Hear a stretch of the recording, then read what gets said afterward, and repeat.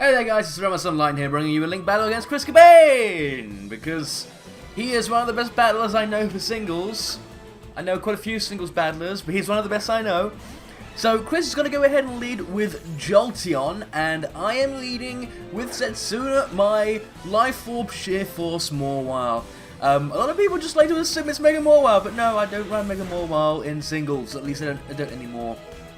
So Chris goes straight for the Volt Switch and gets his Jolteon out of there, and Setsuna easily lives it, and he goes in to save the Tartars to get off and intimidate, and basically force the switch from me. I actually went for Play Rough. I could have gone for the Iron Head, but that would have been a resist hit on Jolteon, and if Jolteon Thunderbolted me, I thought I could live it and get off a Play Rough and then take a punch it to kill it in the next turn, but I am forced to switch, and I go into Petunia here. I get off a Return Intimidate, which was the main point of switching in Petunia.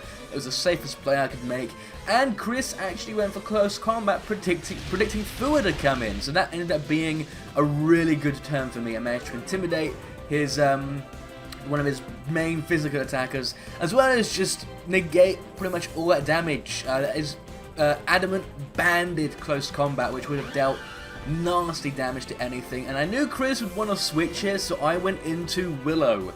And he's going to go into Bouquet, his Florges, which is his special wall, and I was actually okay with this. I went for the Leaf Storm, and I dealt a lot of damage, all things considered. This is a special.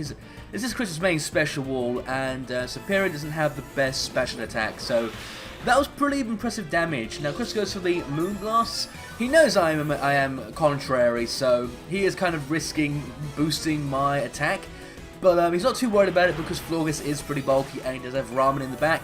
And I go for a Giga Drain here to try and extend the number of turns I can keep Willow in the battle for. Chris goes for another Moonblast.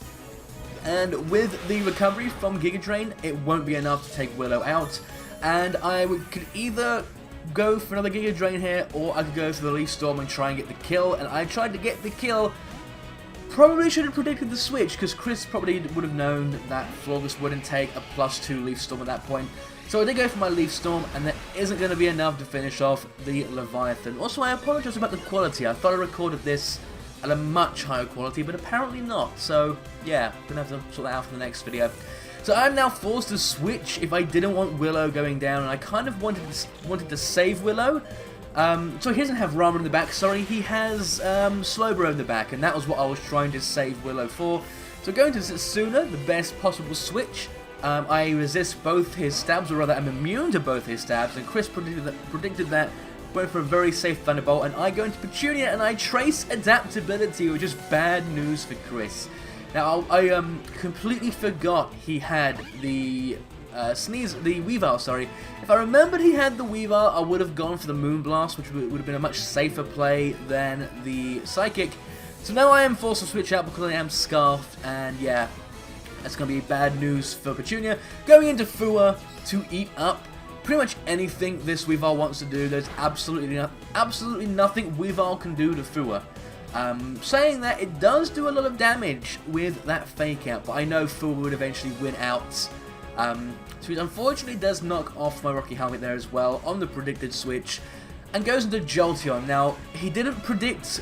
Wait, no, I'm speaking too early. I did indeed switch out because I knew Chris would not want to stay in against Fua, and I go back into Petunia, fully expecting him to want to bring in Dragalge to basically eat up a Toxic, because I could have easily have gone for one there. And Chris goes to the Shadow Ball.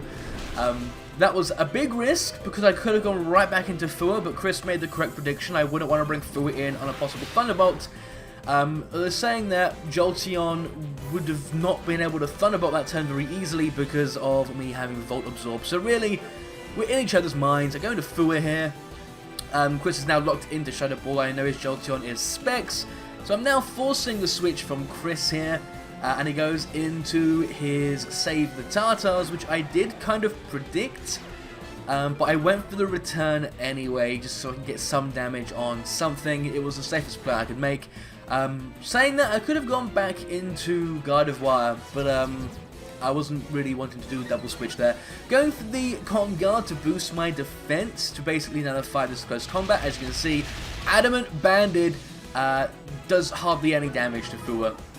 So that is, I will admit, I've seen this thing take down very powerful Pokemon. So Save the Tartar's not a Pokemon to be underestimated, and he switches out into Jolteon here, expecting me to switch, and I actually went straight for the return, and that is going to KO the Jolteon from this range.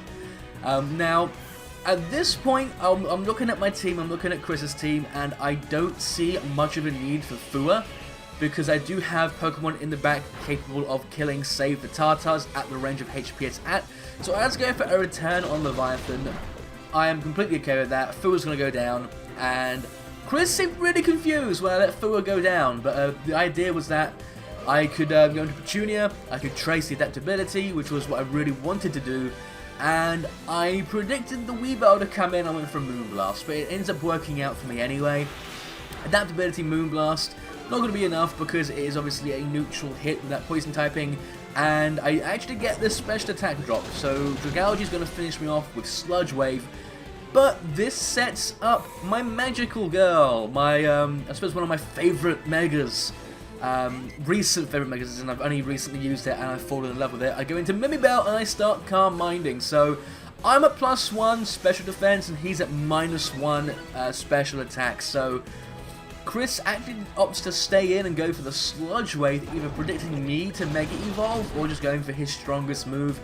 And as you can see, that doesn't do anywhere near enough damage, and I go for a Wish on the next turn, fully expecting Chris to want to switch in. I wanted to use that turn, but he actually decides to stay in and go for another Sludge Wave, taking me down to just under half, so I go for another Calm Mind. So I'm now at +2, which is pretty bulky. It's pretty bulky indeed. I wouldn't say I'm stalling. I am just setting up Calm Minds while I have the opportunity. If I was like, you know, trying to get to +6 and Wish stalling out the Leviathan, then yeah, I would say I was stalling, but definitely not stall.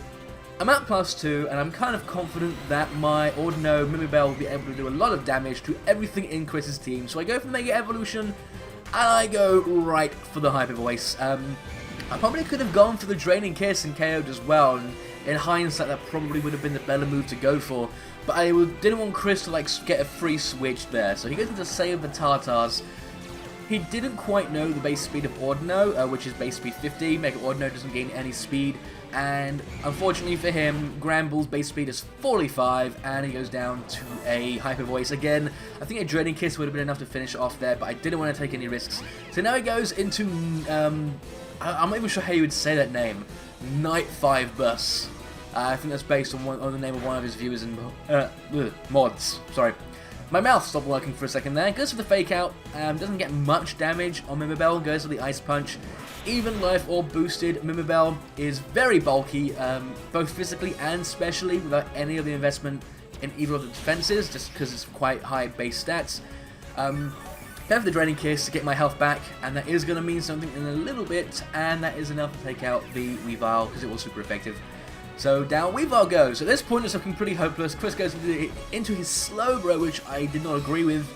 I'm guessing he thought he could take a Hyper Voice and start going for the Calm Mind to set up his Slowbro, but as you can see there, a Hyper Voice almost one-shot Slowbro. So that is unfortunate for the Slowbro. It's not going to live another Hyper Voice. I probably could have gone for the Draining Kiss here. But Chris isn't going to switch out his Slowbro to get Regenerator. I think at this point he's realised there's not much that he could do to stop the onslaught of Mimibel, the overpowered Magical Girl Ordino. And his last Pokemon is Bouquet, his special wall. And the reason I said that the Draining Kiss was beneficial earlier was because he just does move faster than Mimibel. Base speed 50 versus base speed 75, I think. Hyper Voice isn't enough to take out Bouquet, and if this thing got a critical hit, I'd be in a lot of trouble, especially if I didn't get the Draining Kiss off earlier on. Luckily, no crits happen, but better to be safe than sorry. So yeah, Mimibel just cleaning up the end of this battle. It was pretty intense. Chris definitely, he said he didn't expect it to be doing that much damage.